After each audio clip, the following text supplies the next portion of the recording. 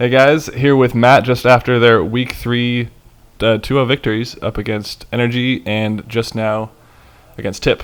How you doing, man? You guys have caught your stride a little more since the beginning of the split. Yeah, I mean, in general, I guess this split was a rocky start, but it's pretty good. Like, we started out 0-3, now we're 3-3, so picking it up. Yeah, and I mean, like you were telling me about your gold charm there. It's a bit of a lucky charm, you'd say. So I bought this gold chain, I think, when we were 0-3, and now we're 3-3, so 3-0 record right now. Keeping it going strong with the lucky charms, nice. But I wanted to talk to you about your picks a bit. You on Bard is, I would say, in my opinion, I'm watching you play. Some of your ults, the past couple of games, were exquisite. Is the word I would use to describe it. Like you get them just on the edge. I think you caught a couple of corkies when they were trying to W away. It was really good. What do you like about Bard? Is it a champion? Is it your go-to, you think? I mean, in general, Bard's like my favorite champion. Like, when I first started playing him, yeah, it wasn't for any like strategical level. I didn't think Bard was like this next OP thing. Like, I just played it because he's fun. You can stun people, ult people, portal through. Like, it's a really fun champion. But nowadays, I really value his like engage potential and like his playmaking potential. Even his laning phase isn't that bad. I think he's a really good champion you can learn now, and he's actually really strong.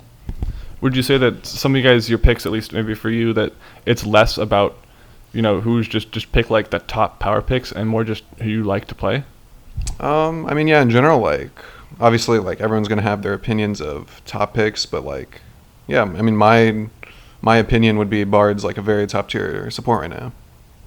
Yeah, I remember Adrian talking about in an interview, I think, with Travis, saying how, sure, Janna's, like, may not be, she's a viable pick, maybe not super popular, but it's something that he's really comfortable on and likes a lot, so it's the same with Bard.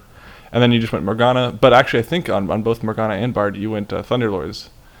So some supports, like maybe an Alistar will go something like I forgot the name, but one that's more for heals. So what is it, just to just lay down more damage with the Thunderlords and support? I mean, like, Thunderlords is just, like, it's not a good option, but it's like the only option when you're a support, because like on Bard I get 45% CDR, so out of the 3 that you get in that tree, like Thunderlords is the best, so that's why I take it. Okay, so you wouldn't go any of the other ones? Yeah, I mean, all the other ones are really bad for support. There's like not really a dedicated support mastery besides Windspeaker, so I mean, I guess Bonda Stone is too, but I'm talking about like Morgana, who has no heal, so you pretty much have to take Thunderlords. Very true, yeah, and because of her Q and W, she's a lot more poke oriented too. Yeah. But so you guys, this game, most recent one against Tip, stumbled a bit. Tip did get a little bit ahead, about maybe 5k gold, but you guys, you kept your heads and kept it together. How did that go with you guys? What was going through your comms? I mean, yeah, like after we misplayed quite a few things leading up to them throwing, but yeah, I mean, our comms were just, okay, we shouldn't do that. Let's just plan out what we're going to do in the future. I mean, like, not the future, but like, the immediate, what we're going to do right now. And yeah, like, we planned out how we're going to team fight, and we just team fought, and we won. A lot more, I think, in the featurette in the beginning of today, it was you talking about yourself and Dardoch, about how you guys are a lot more in the macro. Is that what you'd say, kind of what happened today, was you guys doing a lot more planning with the macro after kind of a difficult start? I mean, in general, for League, like, you have to make proactive plays, but when you're behind, it's a lot harder to make proactive plays. Like, we were lucky we got some good team fights after we were in a huge deficit. We ended up getting, like, a Baron, and that pretty much just snowballed into our victory. But, yeah, in general, like, it's really hard to make proactive plays when you're behind, so when you get behind, it's hard to, like, make macro calls. But, yeah, we just stuck it to farming, and we just kept farming, and then, yeah, we made some good proactive calls, and we won. Yeah, I know exactly what you mean about the being behind, because you're lacking a lot of vision, or you lack the liberty, the freedom to make those different plays. What do you think is one of the keys to playing from behind proactively? I mean, yeah, like, the key to playing proactively when you're behind is just always thinking in your opponent's shoes, like, what are they going to do next? They're going to send their bot lane top, they're going to send their jungler top, so how are we going to counter this? And then, in that example, you'd probably just send everyone bot side to try for a tower trade. So it's all about thinking in your opponent's shoes what they're going to do so you can counter it with whatever trade or whatever the best option you can think of at the time.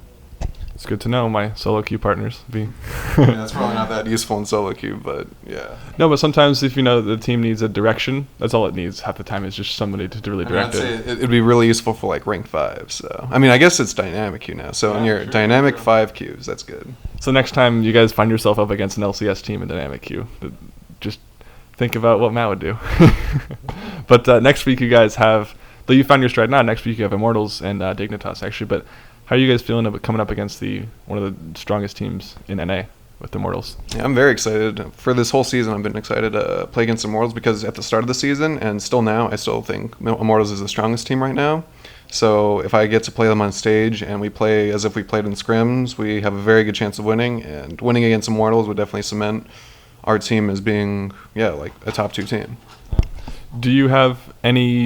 Do you guys have any things you've seen? Any like, chinks in the armor? Any kind of weaknesses you think you can exploit on them?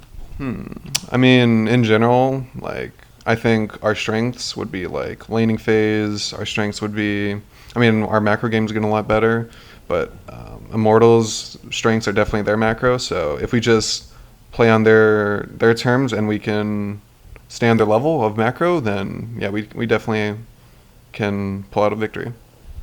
But hopefully not the 2-0 next weekend against Dignitas. But yeah, good luck to you next weekend. And any shout-outs? Shout-outs. I mean, I definitely appreciate all my fans. The fans who watch me, the fans who come to my stream every time I'm on. Like, I definitely only stream for them. Like, the people, like the 50 to 100 people who always come, just cheer me on, who subscribe to me, like, those are the real people I stream for. Because, like, otherwise I don't really enjoy streaming. But, yeah, I definitely stream just for them. The dedicated fans. Yeah. Well, thanks for the interview, man. Appreciate it. Yeah, good luck. Thanks. Thanks for watching, guys, and check out all of our social medias, YouTube channel, and we'll see you next week. Or you can go rapid fire cannon, and it's like I said, it's a attack speed item, but the thing is, it increases your range. But there is going to be a flank from behind. Septic can't quite clutch it, but he has teammates there for the pick. Dignitas take